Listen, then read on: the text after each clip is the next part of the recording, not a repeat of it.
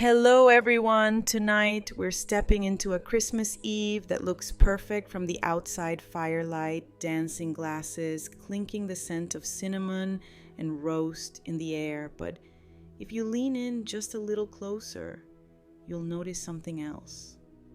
The kind of tension that can cut through tinsel. It's the kind of night you might endure with a smile or walk away from knowing things will never be the same.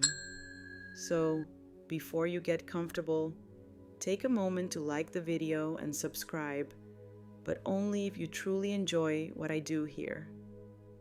And please drop a comment with where you're listening from and what time it is. I love picturing our little web of stories across the world. Now, turn off the lights, maybe let a fan hum in the background, and let's step into the story together. It had been just over a year since Charles passed away. Grief had shifted from sharp to dull, but the holidays still carried the heaviness of his absence. My son David insisted I spend Christmas Eve with them. The kids are excited, he'd said over the phone. Serena's planned something special. Snow crunched under my boots as I walked up their driveway, their house glowing with warm golden light. Serena opened the door, her smile dazzling enough to belong on a greeting card. "Helen." "You made it," she said, taking my coat with a flourish. Her gaze flitted briefly over my sweater, one of Charles's favorites, as if it were a note she'd file away. Inside the living room was a catalog spread, twinkling tree, crackling fire. Serena's family scattered across the furniture in coordinated outfits. David emerged from the kitchen with a polite hug that felt more like a handshake. "Come sit, Mom," he said. But Serena interjected. "Before she sits, I could really use your help in the kitchen." The kitchen gleamed granite counters, polished appliances, and not a crumb out of place. "Can you keep an eye on the roast? And maybe start plating the hors d'oeuvres? Use the crystal trays. Careful, they're antiques." Her voice was sweet, but the message beneath it was clear: you're here to serve, not to rest. For the next hour, I floated between the kitchen and living room, ferrying food, refilling glasses, tidying plates. Each time I passed Serena, she added another suggestion: warm the bread, more cut the cheese smaller, maybe next year wear something brighter. "Here's your quirky aside for the night. Vinegar can corrode metal slowly, almost invisibly, until one day, the structure fails. Words dripped just so can do the same to people." By the time dinner was served, I'd blended into the background exactly where she seemed to want me. And though the fire was warm and the table full, I couldn't shake the feeling that I was looking at my family through glass. The days after Christmas moved like a snow globe. Someone had sat down too hard, glittering a little shaken and slow to settle. I stayed on a few extra nights because the children begged, and because David said it would make things easier. Easier for whom was unclear, but I pretended not to notice the answer forming in the corners of Serena's smile. "It began with coffee. You shouldn't have to worry about errands," Serena said breezy, as a home makeover show. "Why don't I handle your groceries from now on? I'll set up a recurring cart, healthy, efficient, budget-friendly." The way she said budget-friendly made it sound like my pantry had been living a wild double life. The next morning, she delivered a spreadsheet printed in festive red and green. Columns, check boxes, a devotion to order that would have impressed a Swiss railway. 2 apples, not 6, 1 quart of milk, freeze extra in ice trays. No brand name butter. She tapped that last line twice with a manicured nail, as if emphasis could improve flavor. "Margarine behaves better in baking." I thought of Charles, who used to say butter was proof that life meant well by us. "I'm loyal to butter," I said mildly. She tilted her head. "We should be mindful of your fixed income." I nodded, mostly to avoid saying the truth out loud. My income was not fixed in the way she imagined. The figure lived quiet and obedient behind passwords and the advice of a man named Robert, who believed in indexes and naps. From groceries, we drifted to cabinets. Serena arrived with clear bins that stacked like transparent bricks, followed by a label maker that sighed out judgments in satin tape. Suddenly, my pantry had signage, grains canned, seasonal donate, and my favorite questionable. Into questionable went a jar of star anise, a tin of smoked paprika, and the snowman tablecloth I'd used every December for 20 years. It's a little nostalgic, she said, as if nostalgia were mildew. People set entire museums to nostalgia, I murmured. Exactly, she said, not catching the direction of my sentence. And museums are for things we don't use. Here's your senior truth for the evening language is a steering wheel. Hand someone the words, and you might as well hand them the route.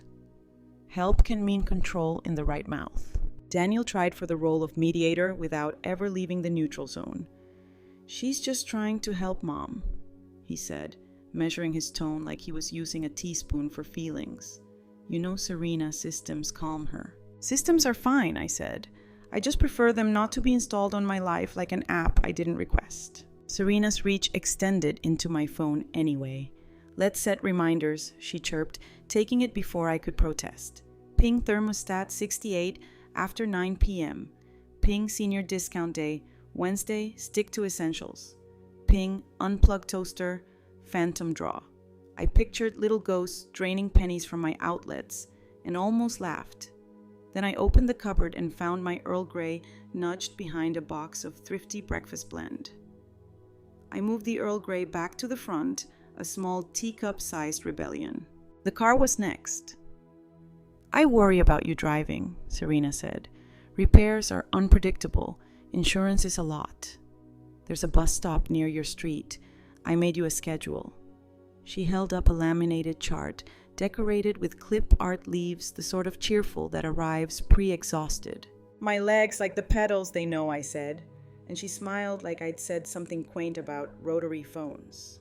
At the pharmacy, she insisted on streamlining. I'll get alerts too, she said, toggling settings I didn't know existed. At the register, I reached for my wallet. She covered my hand with hers, warm and decisive. Let me, she said, tucking the receipt into her bag. I'll track it. An odd hollowness bloomed under my ribs. Kindness shouldn't feel like losing jurisdiction over your own pockets. Quirky aside, octopuses collect shells and bottle caps to build little forts, arranging entrances to suit their arms. Watching Serena assemble bins and schedules around me, I thought if she had 2 more hands, we'd soon need a building permit. By New Year's Eve, even the thermostat was part of the campaign. A text blinked at 9:05:68, please, Sleep Science supports it. At 9:07 came a casually menacing follow-up. I can bring over a smart sensor. No worries, if not. The triple exclamation points made worries feel like a reasonable hobby. Mom, David said later, she means well. Meanings are cheap, I said. Well should be deep. He rubbed his jaw, a gesture that used to mean thinking when he was 15 and now seemed to mean exhausted. Can we just try it her way a little? For peace. Here's your academic phrase since we're collecting them. False peace stability achieved by one person disappearing. Quiet, yes. Healthy? No. The last straw, as last straws do, arrived, wearing normal clothes. I opened my freezer, looking for the pint of ice cream I keep for difficult evenings. In its place sat a neat row of labeled soups, butternut chicken noodle minestrone, and a posted hard sugar isn't great for sleep. S. On the shelf below, my favorite tea had been repositioned behind economy bags that promised value right on the box because nothing says comfort like a price argument. I set the soups gently to one side, the way you move a vase you never liked but don't have the heart to donate. I took down the Earl Grey and put it front and center, the quiet thud of the tin sounding like a gavel. That night, Serena proposed a quick family meeting before dinner. The chairs in the living room had been rearranged into a thoughtful semicircle. She opened with a slide printed from the spreadsheet, the axis labeled with months, the bars for utilities and groceries shaded a disapproving gray. We just want to make sure you're comfortable long term, she said. Maybe reconsider brand loyalty. Butter is indulgent. Indulgence is buying a second blender, I said. Butter is civilization. David coughed what might have been a laugh. Serena smiled as if humoring a toddler who has announced an engagement to the moon. We're all on the same team, she said. And if there is a phrase more likely to precede a power grab, I haven't met it. After the meeting, I stood at the sink with the water running warm and steady over my hands, the way Charles used to like it before he shaved. I remembered something he told me when times were lean and we were counting quarters for gas. We can live small without becoming small. I dried my hands slowly. I could live with fewer apples. I could live with lists, bins, even the occasional bus. I could not live inside someone else's definition of me. Another day, another incision disguised as kindness. Serena arrived with a folder labeled Budget Margaret, my name wearing parentheses like a pair of polite handcuffs. The miscellaneous category allotted $30 for joy. The phrasing yanked a breath from me. Imagine a life where joy requires receipts. I took the folder, smiled the kind of smile you use when a neighbor's wind chimes are suddenly too enthusiastic, and said nothing. Age has given me a new patience when I feel the urge to justify. I go quiet and take inventory instead. Inventory said I was shrinking to fit a story. Inventory said I needed a different room with different light where my tea lived in front and my tablecloths were not an ethics debate. That evening, when the house had thinned to whispers and the dishwasher sighed itself to sleep, I sat at the small desk in the guest room and made a list titled, in sturdy blue ink, Things That Are Mine. The list started with keys, moved on to recipes I can make without measuring my laugh when I get the joke a second late. The stubborn streak I used to hide because it seemed unladylike, and the right to decide how cold my toes should be at night. Then I added the right to be seen as capable, even when I ask for help. I closed the notebook and without ceremony, opened my banking app. It greeted me with a bland cheerfulness that felt like a doormat. I didn't need to see the numbers to feel steadier, but I looked anyway. The digits were what they always were, quiet proof of Charles's discipline, steady years, stacked like bricks. I imagined the look on Serena's face if she could see the wall she'd been leaning on with so much confidence, and I almost felt sorry for her.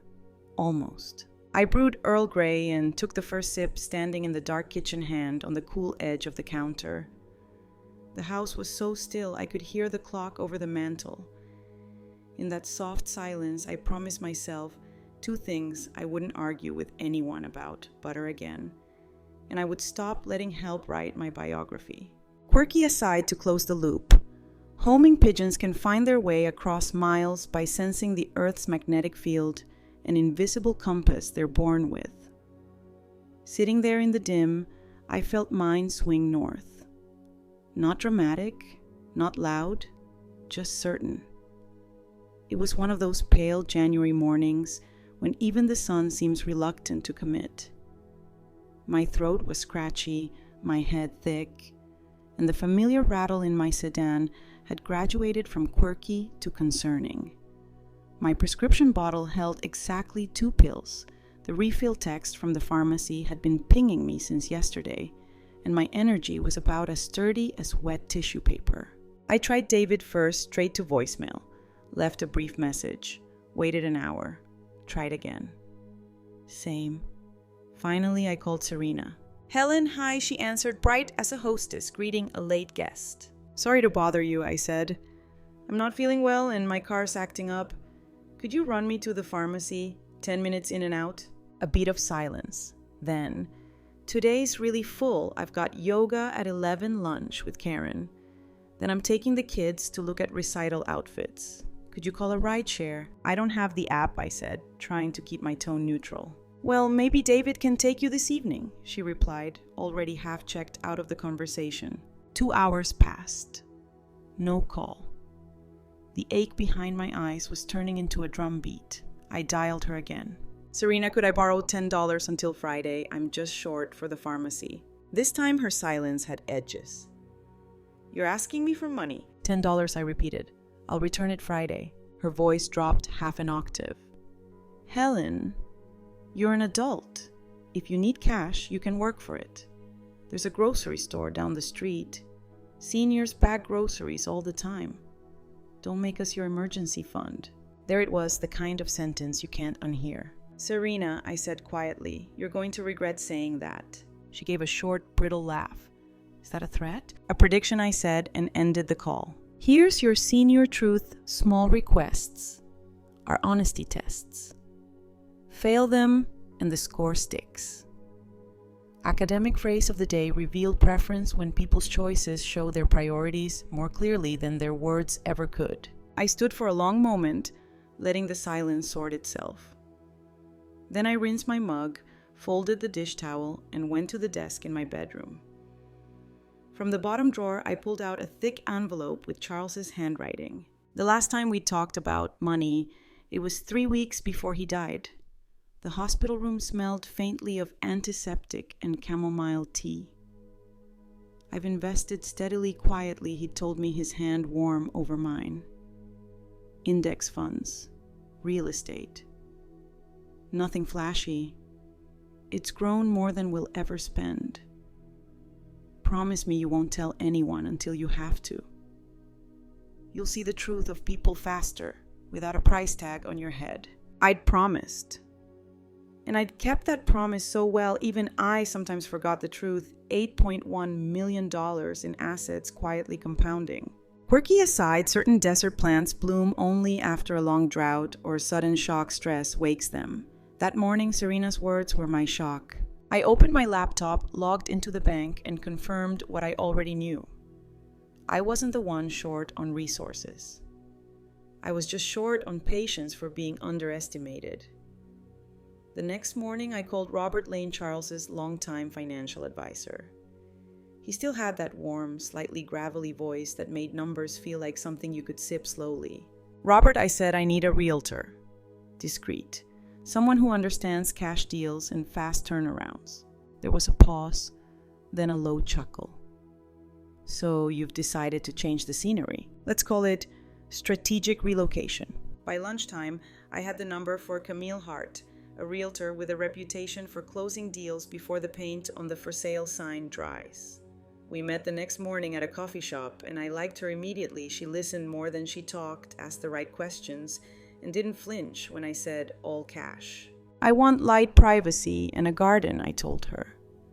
Enough space for my grandchildren to stay if they choose to visit. But no one needs to know where I am unless I want them to. She smiled knowingly. You're looking for a sanctuary, not just a house. Exactly. Here's your academic note for today, locus of control. It's about where you believe the power in your life sits inside yourself or in someone else's hands. Mine had been drifting towards Serena without my noticing. Time to pull it back. Over the next 2 days, Camille showed me 6 properties.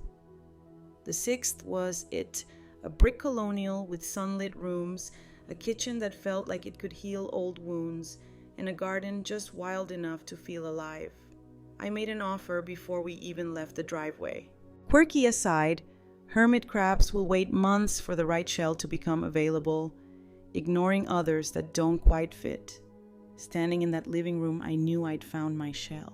That evening, I poured myself a glass of wine, looked around my little bungalow of nearly 4 decades, and realized it no longer felt like home. It felt like a chapter I'd already finished. 2 days later, David called. Mom Serena's making pot roast Saturday night, just family. The kids would love to see you. The words were fine. The timing was suspicious. Camille had just texted me that morning, offer accepted. I wondered if word had traveled faster than the ink could dry. Still, I said yes. I missed Sophie and Ben, and sometimes you attend the meeting just to see what's on the agenda. When I arrived, the scent of rosemary and beef floated from the kitchen. Serena greeted me with an extra bright smile, ushering me into the living room.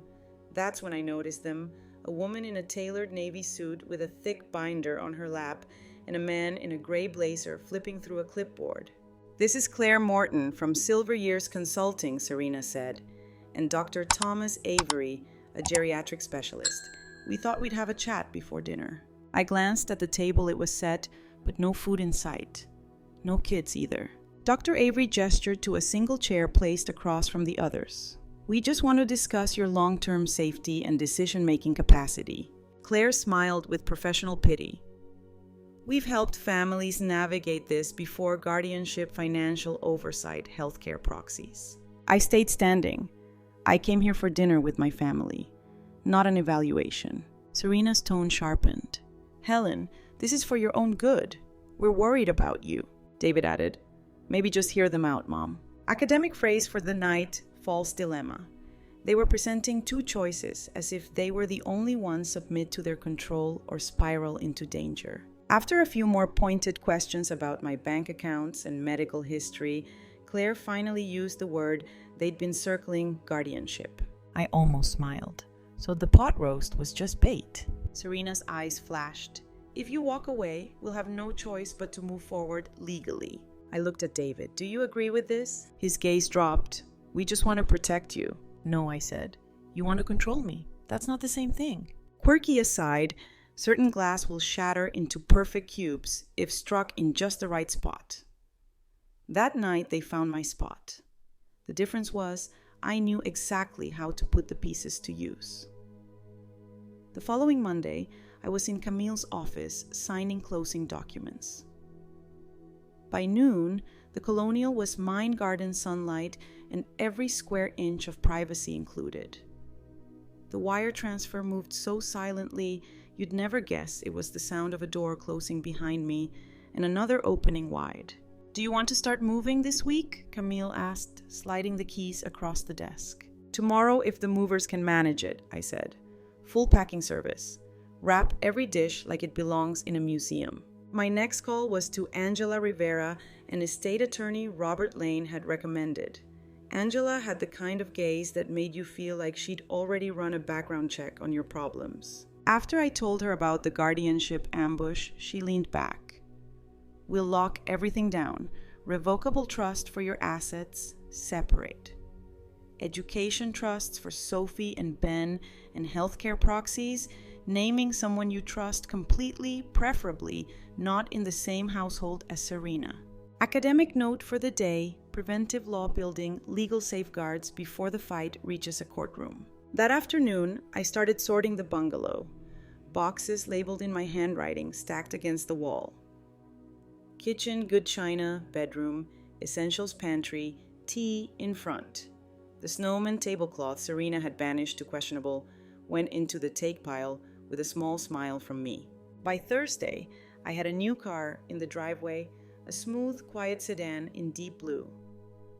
I drove it straight to the Colonial parked under the shade of the big maple and let myself into rooms that already felt like they belonged to me. That evening I called David. "Come by," I said. "I have something to show you." Quirky aside, swans look calm on the surface but paddle furiously underneath. I'd been paddling for months and now I'd arrived exactly where I meant to be. David stood in the foyer like he'd walked into the wrong house and the wallpaper might file a complaint. Sunlight pooled on the hardwood, the kind of warm, steady light that makes rooms exhale. He took in the staircase, the crown molding, the old brass doorknobs I'd polished that morning, because small gleams make big statements. "This is yours?" he asked, voice pitched halfway between awe and accounting. "All mine," I said softly. "Come through to the kitchen. It's friendlier than the foyer." We walked past the dining room where I draped the snowman tablecloth just to amuse myself. Light joke number 1. Somewhere, a minimalist fainted gently onto a beige throw. I set a mug under the kettle's spout and let steam cloud the window for a moment before sliding a cup across the island to him. He didn't sit. He hovered like a man measuring the distance between what he thought he knew and what was true. "Why didn't you tell me you were moving?" he said at last. "Because I wanted to greet you from a place that belongs to me," I answered. Not explain myself from a place anyone felt entitled to manage. He looked down at his hands. "Serena said you were being impulsive. Serena says many things with great confidence, I said, keeping my voice low and even. But confidence isn't the same as accuracy. I opened a leather folder and turned it toward him.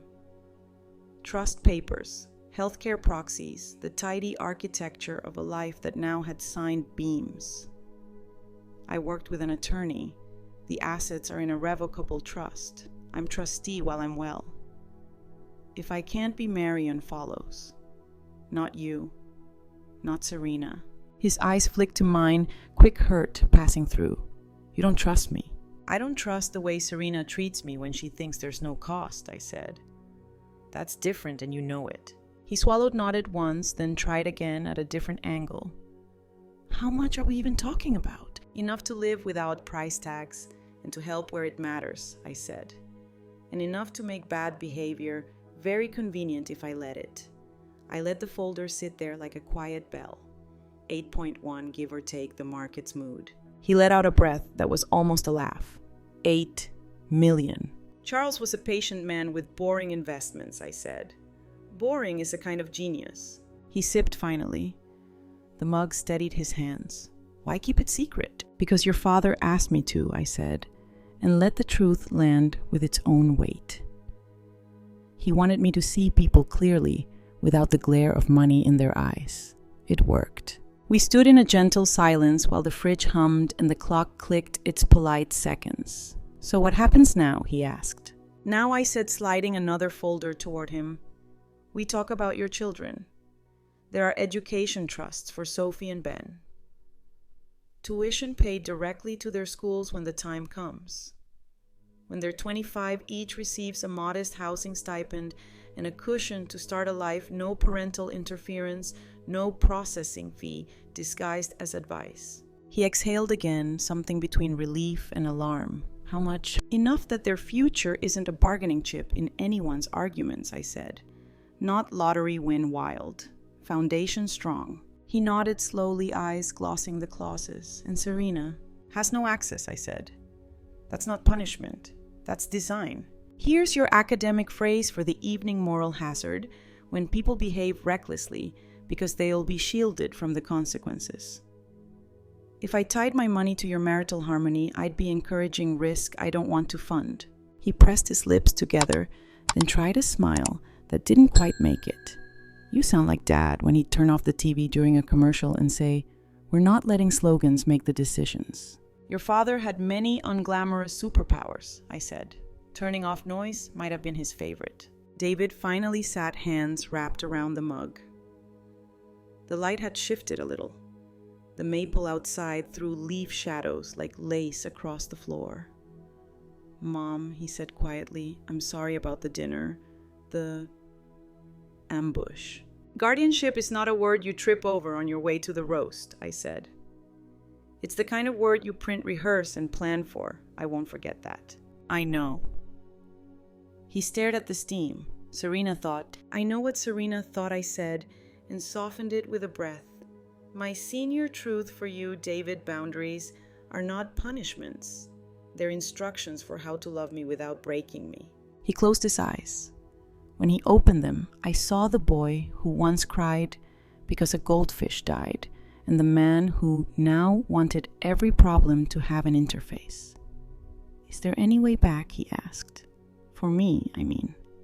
For us. There's always a way if both people walk, I said. But it's a path, not a switch. Words help, behavior builds. Bring the kids on Sundays. Speak to me without running it through Serena first. When she calls me lazy or treats me like a child, say no out loud, not just in your head.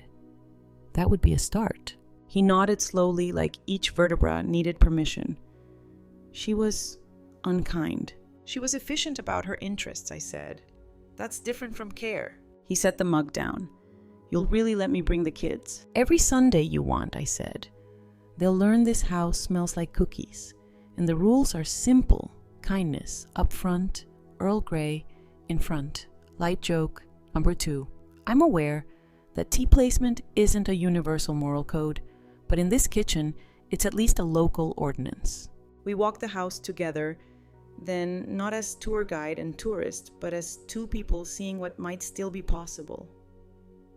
The guest room with the patchwork quilt. The small office where a pair of library cards already waited for their first date. The sunroom with chairs that forgive you for leaning.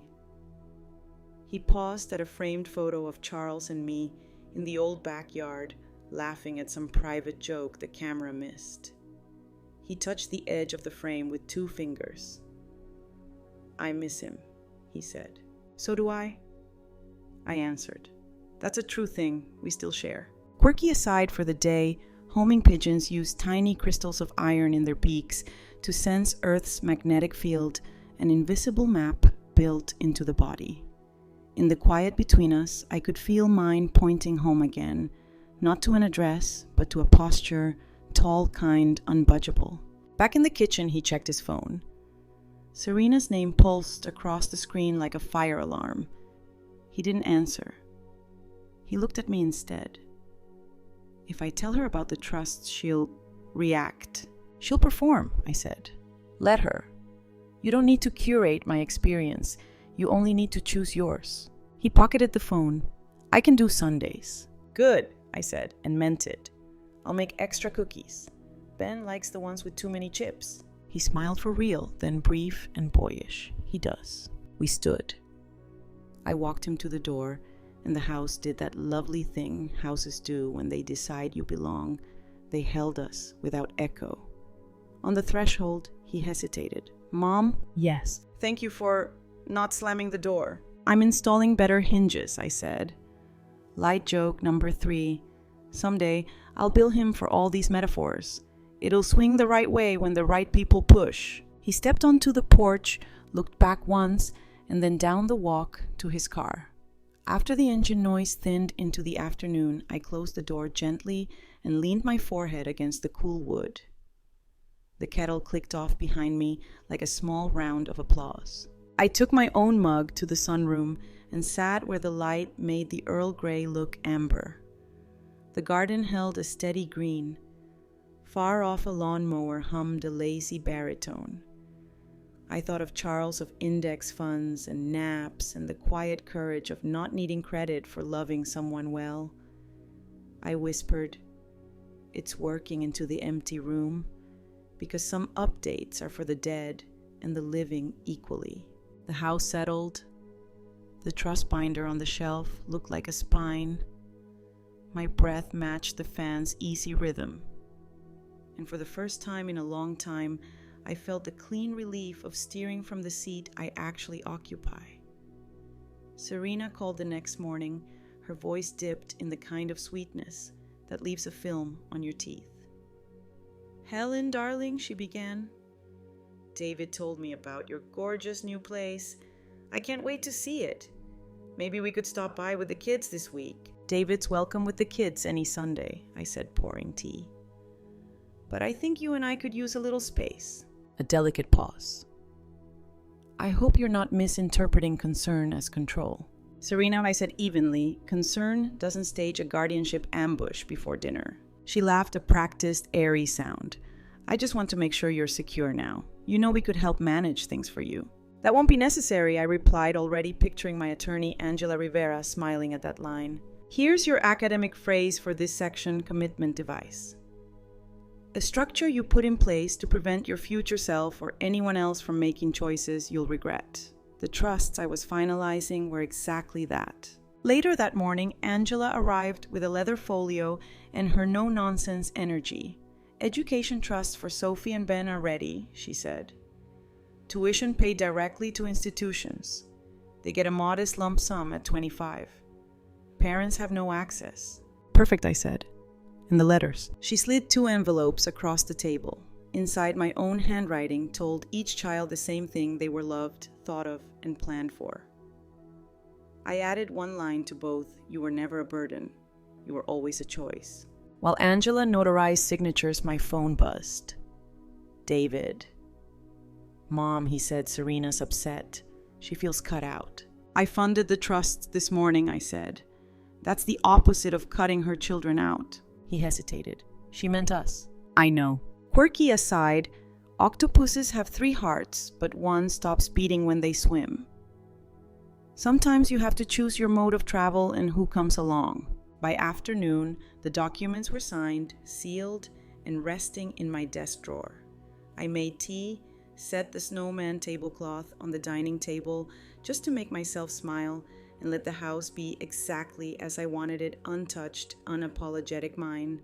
Sunday came with the smell of cookies, 2 full cooling racks, some studded with extra chips for Ben, others dotted with rainbow sprinkles for Sophie.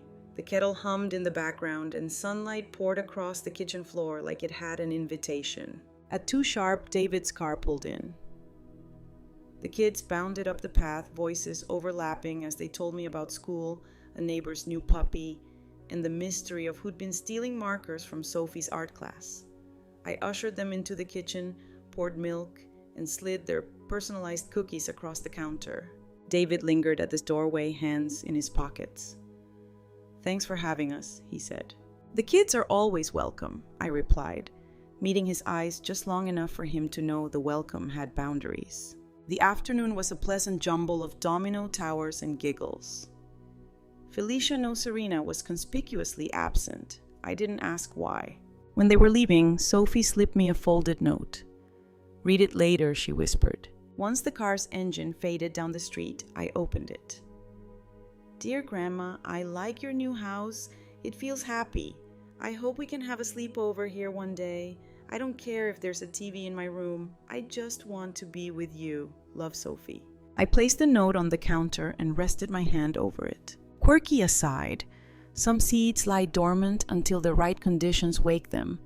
Fire, flood, or just enough light. Love can be the same. That night I called Angela. "I want to write sealed letters to both kids to be given when they turn 18, I said. Not to villainize their parents, but so they'll know the truth and that they were always loved. Academic note. Primary source evidence from someone who was there in their own words. My letters would be just that. I wrote late into the night, sealing each envelope with equal parts truth and hope. Spring came almost shyly buds on the hydrangea's light that lingered just a little longer in the evenings, mornings, that smelled faintly of earth instead of frost. I'd built a rhythm in my new life. Mondays at the library, Wednesdays volunteering at the food pantry, Fridays lunch with Marian when she was in town. Not busy for the sake of busyful in the way that matters. One Thursday, a pink envelope appeared in my mailbox, covered in stickers of cupcakes and smiling suns. Sophie's handwriting danced across the front. "Dear Grandma, Dad says, maybe I can come for the day in the summer. I hope that's true. I want to bake with you and play in the garden. Ben says he wants to help plant flowers. Love, Sophie." I read it twice, then slipped it into the jewelry box where I keep her first note, my mother's pearls, and Charles's wedding ring, my own little vault of what's worth guarding. That afternoon, I sat on the terrace with a cup of tea, watching sunlight shift across the maples. I thought of Charles, of his quiet investments, his insistence that I see people for who they are not, who they pretend to be. He'd been right. Money doesn't change character. It just takes away the camouflage. Quirky aside, the albatross can fly thousands of miles without touching land, returning only when it chooses. That's not loneliness, it's autonomy. Academic note. Opportunity costs what you give up when you choose one path over another. I'd given up proximity to David and Serena, but gained peace, self-respect, and the freedom to be the grandmother I wanted to be. That night, I grilled salmon, roasted carrots, and set the snowman tablecloth just because it amused me. I ate by candlelight music, lo, the house warm with my own presence. I didn't need permission or an audience, just this, the sound of my own quiet laughter in rooms that finally felt like home. After her husband Charles's death, Helen Whitman moves through her grief quietly until her daughter-in-law Serena's help turns to control. From grocery lists to thermostat settings, Serena micromanages Helen's life, culminating in a cruel rejection when Helen asks to borrow $10 for medication. Helen remembers Charles's secret an $8.1 million fortune he'd kept hidden to see people's true nature. When David and Serena ambush her at a supposed family dinner with a guardianship proposal, Helen acts. She buys a new home in cash, secures her accounts, and hires attorney Angela Rivera to build airtight legal protections.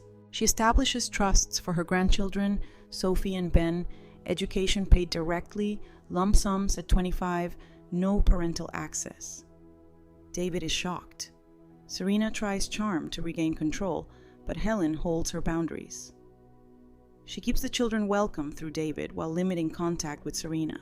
Secret letters from Sophie bring hope, inspiring Helen to write sealed messages for both grandchildren to open at 18, telling them they were always wanted and loved. Months later, Helen's life is her own, volunteering, hosting Sunday visits with the grandchildren, and embracing the freedom to live without interference. She understands now what Charles wanted her to learn, that boundaries protect not only money but dignity and peace of mind.